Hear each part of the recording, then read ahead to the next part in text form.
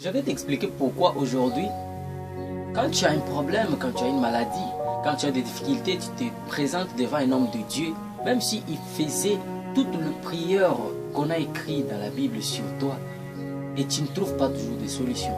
Tu as eu à changer plusieurs pasteurs, plusieurs hommes de Dieu, et tu les as collés des faux, parce qu'ils ont prié pour toi, et tu n'as pas trouvé de solution. T'inquiète, je vais essayer de t'expliquer pourquoi tu ne trouves pas de solution. La première des choses, ce sont vos péchés. Ce sont vos péchés qui font que la prière qu'on fait pour vous, ou soit votre prière que vous faites seul à la maison, ne puisse pas avoir de réponse. Vous allez lire dans Ésaïe chapitre 59, le verset 1. La Bible nous dit, non, la main de l'Éternel n'est pas trop courte pour sauver, ni son oreille trop dure pour entendre, mais ce sont vos crimes qui mettent une séparation entre vous et votre Dieu. La continuité, vous connaissez. Et la deuxième des choses, nous allons comprendre que c'est la manque de foi.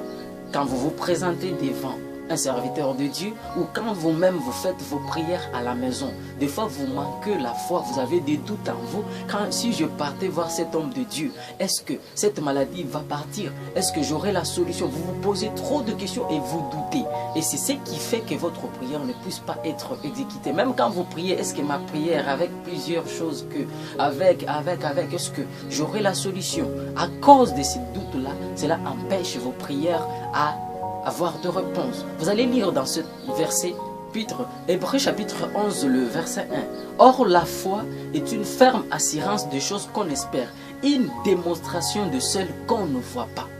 Donc, quand vous mettez des doutes en vous, en disant, est-ce que ça va arriver? Est-ce que je vais trouver? Est-ce que je serai guéri? Cela cause déjà une barrière devant vous et la prière n'est pas toujours exécutée. Donc vous devez avoir la foi. Vous allez comprendre, quand Jésus a rencontré cette femme, la Bible nous dit que la femme d'elle-même se disait que si j'arrive à toucher Jésus, je serai guérie. Elle était guérie parce qu'elle avait la foi en elle. Et vous allez comprendre que quand même Jésus-Christ avait remarqué que c'était cette femme, qu'est-ce qu'il lui avait dit? Il a dit, femme, ta foi t'a sauvée. Il n'avait pas dit que ma foi t'a sauvée. Il avait dit ta foi t'a sauvé. Vous allez remarquer qu'à plusieurs fois, il avait des gens, des cas devant lui. Et quand le miracle s'opérait, Jésus-Christ leur disait toujours ta foi t'a sauvé. Donc ce n'est pas la foi du pasteur qui viendra te sauver. Ce n'est pas la foi du serviteur qui t'a toujours rencontré, qui a toujours prié pour toi, qui te sauvera. Mais c'est d'abord ta propre foi. Deux choses à éviter. De un, le péché. Tu as un problème, tu as des difficultés, tu en as beaucoup. Mais tu as besoin que Jésus-Christ puisse faire dans ta vie.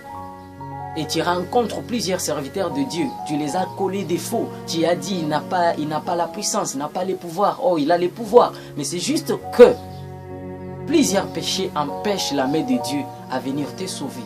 La deuxième des choses, si tu n'as pas la foi en toi, parce que c'est la foi qui poussera que ta maladie puisse partir. Même si tu rencontres Jésus-Christ en face et tu n'as pas la foi, sache que tu ne seras pas guéri. Et tu vas dire, non, Jésus-Christ c'était seulement un personnage biblique, il n'a pas le pouvoir. Non, c'est juste que tu as des doutes en toi. Est-ce que je serai guéri? Est-ce que j'aurai le travail? Est-ce que moi aussi, un jour je vais voyager? Est-ce que mon mariage va aussi se faire? Ça, c'est déjà le doute. Alors, je t'exhorte à avoir une vie de sanctification et avoir aussi la foi en toi, de ne pas douter souvent quand tu rencontres les hommes de Dieu et quand tu fais tes prières saines. Merci beaucoup.